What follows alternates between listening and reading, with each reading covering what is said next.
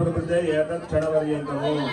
నేను చిన్నప్పటి నుంచి కూడా అన్నీ కూడా 3 అనే నంబర్ తోటి 3 అనే సంఖ్యతోటి చాలా ముడిపడి ఉందండి. 3 మొదటి విషయం బాల్యం, యౌవనం, కౌమారం, వార్ధక్యం. ఈ యొక్క అవస్థల్లో జాగ్రత్త, స్వప్న, సుషుప్తి అవస్థలు 3. ఈ 3 అవస్థలే ఉంటాయి మనకి. ఇది జాగ్రత్త అవస్థ. నిద్రపోయినప్పుడు స్వప్నావస్థ.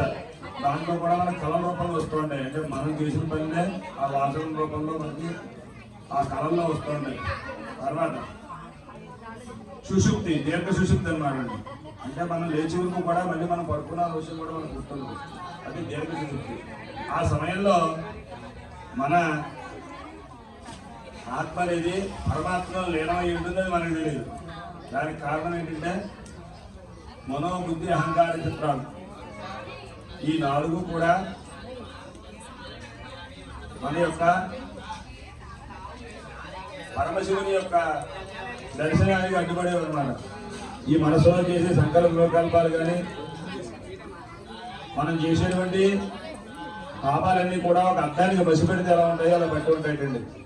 దాన్ని శుభ్రం చేయాలంటే ఈ వ్రతాలు, తపస్సులు, యాగాలు, యజ్ఞాలు, అనుష్ఠానాలు చేస్తే తప్ప ఆ యొక్క మసి తొలగి మనకి పరమాత్మ దర్శనం కలుగుతుంది అన్నమాట.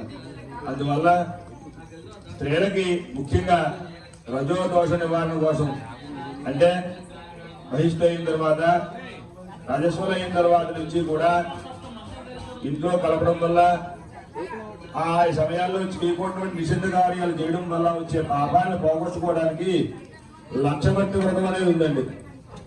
అంత చేయలేని వారికి ఇది సహస్ర కమలవర్తి వ్రతం అన్నమాట. అంటే సూక్ష్మంలో మోక్షం బోధించేటండి బ్రహ్మదేవుడు. ఆ విషయం అంతా కూడా మీకు చెప్తున్నాను, శ్రద్ధగా ఉండండి.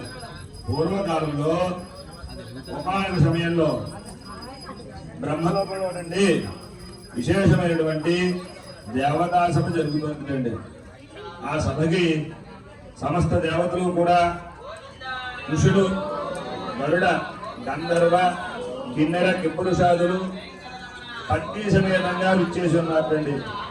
ఆ సభలో సభికులు, సభాధ్యక్షుడు అయినటువంటి బ్రహ్మదేవునికి వారి వారి సమస్యలను గూర్చి విన్నవించి పరిష్కారమును పొందుతున్నట్ట. అట్టి సమయంలో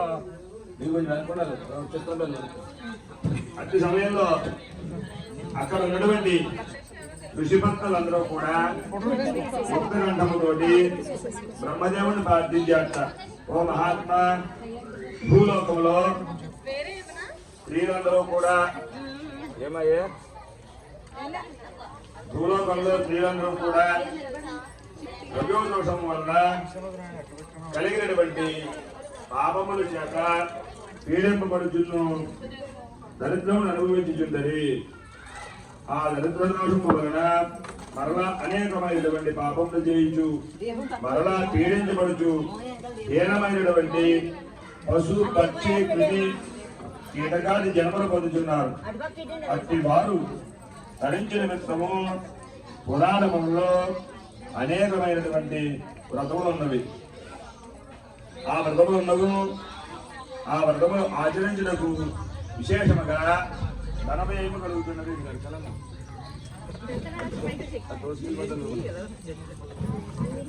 అయితే ఏ వ్రతము చేయాలన్నా, దానం చేయాలన్నా ధనము ముఖ్యము. అంతేకాక అనేకమైన మానవుల ఆయుర్దాయము బాగా స్వల్పమైనది. ఋషి పంచమి, లక్షభక్తి మొదలగు వ్రతములు రజసంపర్క దానం పోవుటకు చేయదు. అవి రజసంపర్క దానం పోవు వరకు కూడా ఆ వ్రతములు చేయడం వీలు కాదు. అంతవరకు జీవించో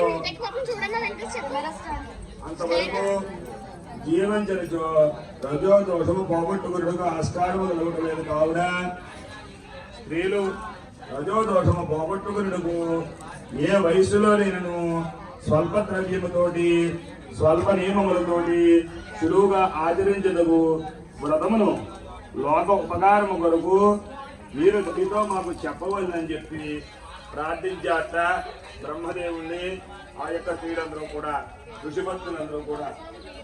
అంతటా బ్రహ్మదేవుడి పడిగాట, ఓ మునిభక్తులారా, మీకు భూలోకమునందరి స్త్రీలపై గల అనుగ్రహము చాలా మెచ్చదగినది.